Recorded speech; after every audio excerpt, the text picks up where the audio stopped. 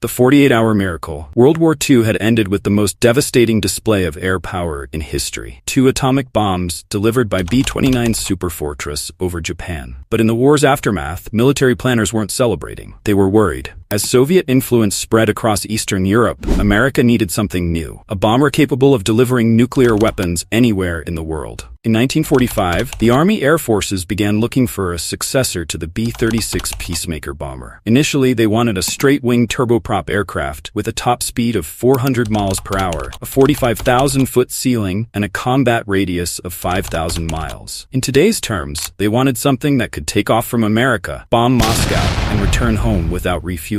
Boeing, already famous for the B-17 Flying Fortress and B-29 Stratofortress, was determined to win this contract, but their early designs were far from promising. The company's first proposal, the Model 462, was a massive straight-wing turboprop bomber that looked more like an airliner than a strategic bomber. Between 1945 and 1948, Boeing went through several design iterations. Model 462, a conventional turboprop design, Model 464, a smaller, faster version, Model 481, an all-jet-powered variant, Model 484, a swept-wing design. None of these satisfied the Air Force's evolving requirements. The Cold War was intensifying, and military leaders wanted something more capable, much more capable. October 21, 1948, a date that would change aviation history. Colonel Pete Worden of the Wright Air Development Center called a meeting with Boeing's design team at the Van Cleve Hotel in Dayton, Ohio. The challenge: design a completely new bomber in just 48 hours. The team included Ed Wells, Boeing's chief of preliminary design, George Scherer, chief aerodynamicist, Art Carlson, projects engineer, Von Blumenthal, power plant engineer. In that modest hotel room, the team worked around the clock. While Wells and Carlson calculated performance figures and Blumenthal worked on engine configurations, George Scherer, famously called the best aerodynamicist in the world, spent hours carving a balsa wood model using the largest piece he could find in Dayton. This crude model would become the genesis of an aviation legend. The initial design was revolutionary for its time. 8 jet engines mounted in 4 paired pods, a massive 185-foot wingspan, and the capability to deliver a 10,000-pound bomb load over 5,000 miles. But perhaps most significantly, it featured a radical high-mounted swept wing, a design that would prove crucial to its longevity. Growing pains. Every legend has its dark chapter. The journey from a sketch in a hotel room to a fully operational aircraft would prove far more challenging than anyone anticipated, testing not only the aircraft's capabilities, but also the very faith of the U.S. Air Force in its newest bomber. The problems began almost immediately after the B-52 entered service. In 1956, the first fatal crash occurred due to unreliable J-57 engines, forcing the entire fleet's grounding, and it wouldn't be the last time. Early operations revealed a staggering list of issues. J-57 engines proving unreliable at high altitudes, multiple fuel system leaks throughout the airframe, critical landing gear structural weaknesses, unexpected wing spar cracks developing, persistent hydraulic system failures. But the most alarming discovery came during low-altitude testing. Structural fatigue was accelerating 8 times faster than predicted, a potentially fatal flaw for an aircraft designed for marathon missions. The Air Force began implementing fixes even as new problems emerged. Despite these unresolved issues, the escalating Cold War forced the B-52 into its most demanding role. In 1960, Strategic Air Command launched Operation Chrome Dome, keeping nuclear-armed B-52s airborne 24/7, 365 days a year. The mission demanded continuous airborne alert along 3 strategic routes: northern route across Canada and Alaska, southern route across the Mediterranean, Greenland patrol route. These grueling flights, lasting up to 26 hours, pushed both machine and crew beyond designed limits, revealing new weaknesses that required immediate attention. Between 1961 and 1968, 5 major accidents involving nuclear-armed B-52s exposed the true stakes of these technical challenges. January 24, 1961, a B-52G on Chrome Dome patrol suffered catastrophic fuel system failure. During the crew's evacuation, 2 Mark 39 thermonuclear bombs plummeted toward North Carolina. One landed relatively intact with its parachute deployed. The other buried itself in a muddy field. What remained classified until 2013 was the terrifying near miss. 3 of 4 safety mechanisms failed on one bomb. Only a single low-voltage switch prevented a 4-megaton nuclear detonation, equivalent to 260 Hiroshima bombs. The series of nuclear-related incidents continued. March 1961, Yuba City, California. Fuel exhaustion leads to crash with 4 nuclear weapons. January 1964, Cumberland, Maryland. 2 crashes due to vertical stabilizer failures. January 1966, Palomares, Spain. Mid-air collision spreads plutonium across 500 acres. January 1968, Thule, Greenland. Cabin fire leads to crash and radioactive contamination. Rather than abandon the B-52, the Air Force launched an unprecedented dual-track improvement program, fixing current problems while proactively identifying potential future issues. High-stress program tackled structural fatigue. ECP-1050, completely redesigned wing structures, full replacement of longerons and fuselage skin, comprehensive fuel system redesign, enhanced crew training procedures, revolutionized safety protocols for nuclear weapons, preventive maintenance programs to catch issues before failure. By the late 1960s, these improvements transformed the B-52 from a troubled bomber into a reliable platform. The data told the story. Engine reliability increased 300%, structural failures decreased 85%,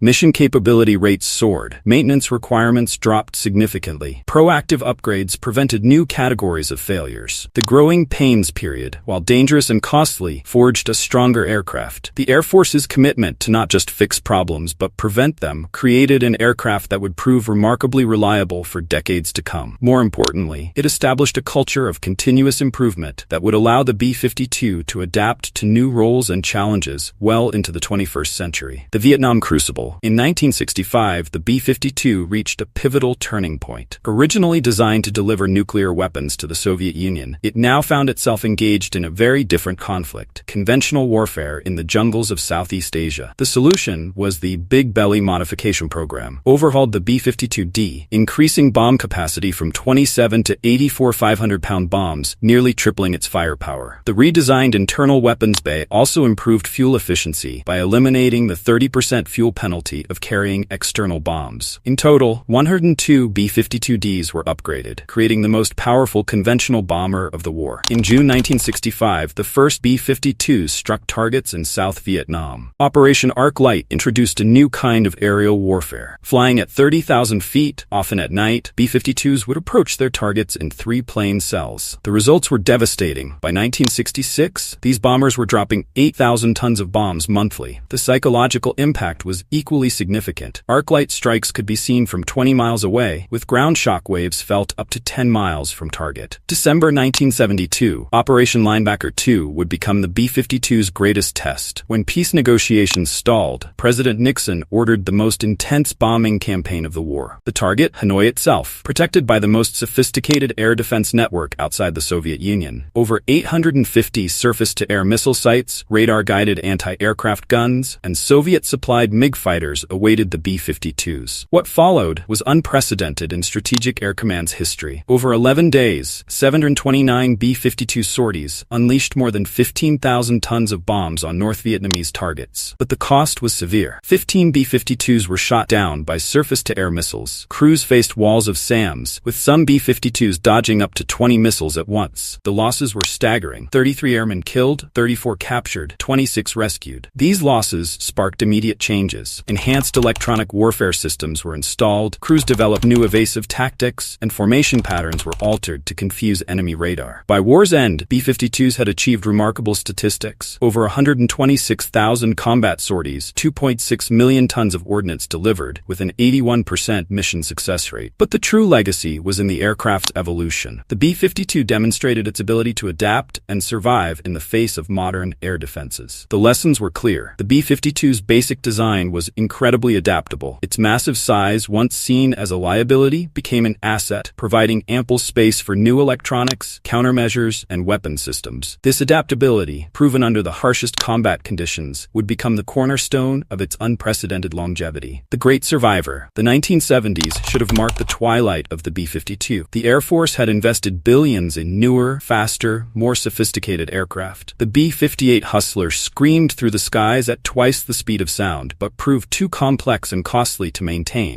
retiring after just a decade of service. The FB-111, with its revolutionary swing-wing design, promised versatility but struggled with limited payload capacity. The B-1 Lancer boasted incredible speed and terrain-following capability, but was plagued by maintenance issues. Even the stealthy B-2 Spirit, nearly invisible to radar, was limited to just 21 aircraft due to its astronomical $2 billion per unit cost. Yet something remarkable happened. While these advanced aircraft came and went, the B-52 endured, outlasting its supposed successors. The key lay in the B-52's fundamental design philosophy. While other bombers were optimized for specific missions, high-speed penetration or stealth, the B-52's simple, robust airframe proved remarkably adaptable. As Soviet air defenses improved, making even supersonic bombers vulnerable, the B-52 found its new calling as a standoff platform. Instead of penetrating enemy airspace, it would launch cruise missiles from safe distances. The AGM-86 cruise missile transformed the B-52 into a lethal threat that could strike from beyond the horizon. Its massive size and payload capacity, once considered limitations, became crucial advantages. A single B-52 could carry 20 cruise missiles, more than any other platform in the inventory. Digital revolution and hypersonic future. Step into a modern B-52's cockpit and you'll witness an astounding transformation. The analog world of the 1950s has given way to a digital revolution. Gone are the mechanical dials, replaced by sleek multifunction displays. Where navigators once plotted courses with rulers and maps, GPS systems now guide the way. The crude bomb sights of yesteryear have evolved into precision targeting systems that can strike within meters of their aim point. The evolution has been relentless. Electronic warfare systems that once required entire consoles now fit into digital processors the size of a laptop. Satellite communications link these bombers to a global battlefield network, sharing real-time intelligence and threat data. The B-52 has become more than a bomber. It's a flying command center, capable of coordinating complex military operations from miles above the battlefield. But perhaps the most ambitious upgrade in the B-52's history is about to begin. The $2.6 billion commercial engine replacement program represents not just an improvement, but a rebirth. 76 B-52s will receive new Rolls-Royce F-130 engines, modern power plants that promise to revolutionize their performance. These engines will deliver 30% better fuel efficiency and extend the bomber's range by 40%. When installed in the late 2020s, these engines are expected to power these aircraft into the 2090s, an unprecedented lifespan in aviation history. As we look toward tomorrow, the B-52 is preparing for its most dramatic evolution yet. Armed with the AGM-183 hypersonic missile, this Cold War veteran will carry America's most advanced weapons into battle. These missiles can accelerate to an astounding Mach 20, striking targets thousands of miles away with unstoppable speed and precision. The bomber that once carried iron bombs will now launch weapons that can cross continents in minutes. This transformation comes at a pivotal moment. While the newer B-1 and B-2 head toward retirement in the 2030s, the B-52 will fly on, serving alongside the next-generation B-21 Raider. It's a testament to the power of adaptable design, proof that sometimes the best solution isn't the most advanced or sophisticated, but the one that can evolve and endure.